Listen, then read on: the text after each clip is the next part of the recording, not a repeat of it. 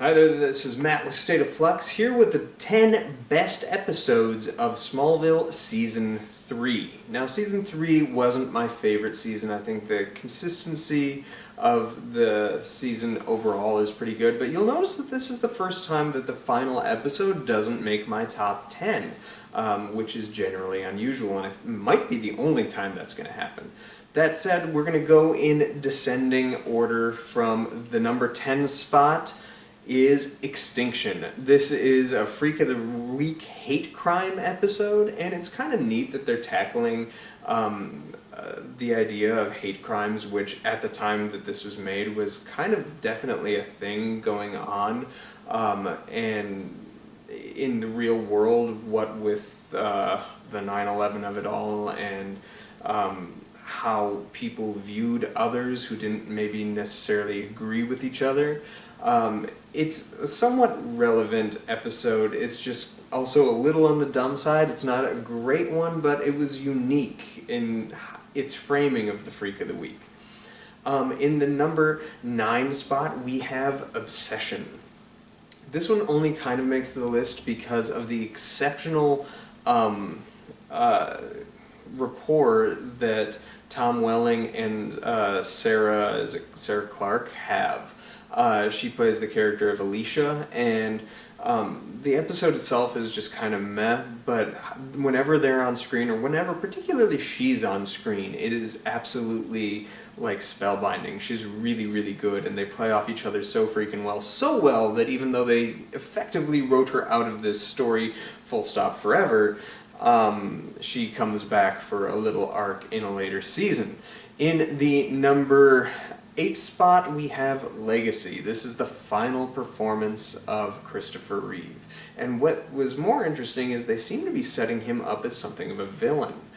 And that was kind of unique. It would have been neat to explore that. I don't love the idea, and as it stands, I think the way it's executed throughout the rest of the series with his absence from it, it ultimately doesn't work, but the notion of what could have been is quite good, and plus it's always lovely to see Christopher Reeve, my Superman.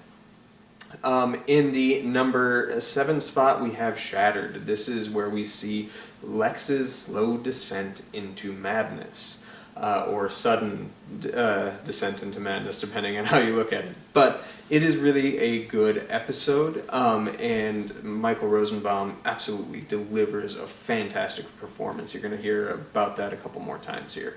In the number 6 spot, we have Relic, and bear with me one second, I have some notes, so I just want to engage with that. Relic was neat because this is an old-time set one in the 1960s. And I know this episode isn't for everybody, but I loved how it was filmed. I loved how particularly Tom Welling and Kristen Kreuk look in this episode. They make it fully believable. Now, it's an out-there story and something that may have been served better for something like The X-Files, or maybe like Star Trek Deep Space Nine or something like that. It feels a little more like it belongs to one of those shows. However, I'm a sucker for time-past shows, and this one executes it very, very, very well.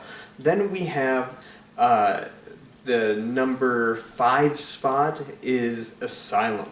Asylum kind of introduces us to a low-level Legion of Doom.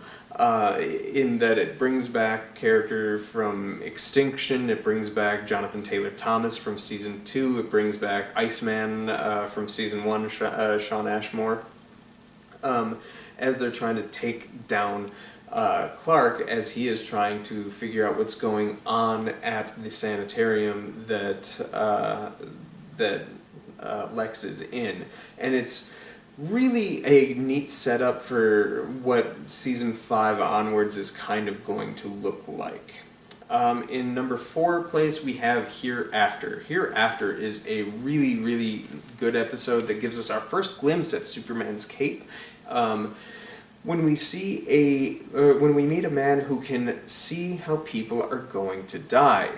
And that becomes really interesting because he can't see Clark's end. All he can see is that Clark is in many people's end. And that is a really unique notion. It kind of feels a bit like Hourglass from season 1, but being that that's one of the best episodes of the series, I'm not going to complain too much, and it is awful high on this list. In number 3 spot, we have Slumber. Slumber takes the girl from Ginger Snaps and kind of redresses an episode of Buffy the Vampire Slayer from the first season called Nightmares. Where you have people who are experiencing their nightmares during waking life, and this girl seems to be the connective tissue to them. It is genuinely basically just a translation of that episode from Buffy the Vampire Slayer, and it kind of goes to show how good that show is, because that's not one of the better episodes of Buffy the Vampire Slayer, but it is, when they remake it for this, it is one of the best episodes for Smallville. So, I don't know. Take that with what you will. I like the episode, plus I really like the actress from Ginger Snaps. She's a fantastic actress. Alright, in the number 2 spot is Memoria. Memoria is where the theme of the season really comes into full view. And that is not only Lex's being driven to madness, but there are secrets that are in their lives that are going to consume him, his dad, and Clark. And how it's this secret keeping that diminishes the relationships we are capable of having with people and forms who we are in our in the world and how we treat others. And it's a fantastic episode with a great performance by Michael Rosenbaum. He kills it as Lex in this episode. So good. But my number 1 episode this season is Perry, where we get to meet Perry White. And this one is not only neat in meeting a character that's going to be important later, it also provides us with a bit of fun and levity that is kind of missing from a lot of this more heavy season. And it turns out that there are solar flares that are happening from the sun that are affecting Clark's powers where he can't control it. He might be trying to do a simple walk, but goes into super speed because he just can't control the strong bursts of the sun. And when Perry discovers this, it is made incredibly amusing as he is trying to reclaim his life, and we know he will because he becomes the future editor-in-chief of the Daily Planet. He is trying to see Clark as his winning ticket to the life that he had thrown away due to alcoholism. And it's fantastic how it all interconnects, and I absolutely love it. This is the best episode of Season 3. What were your favorite episodes of Season 3 of Smallville? Let me know in the comment area down below. Like, subscribe, do all that good stuff. Follow me on TikTok. Peace.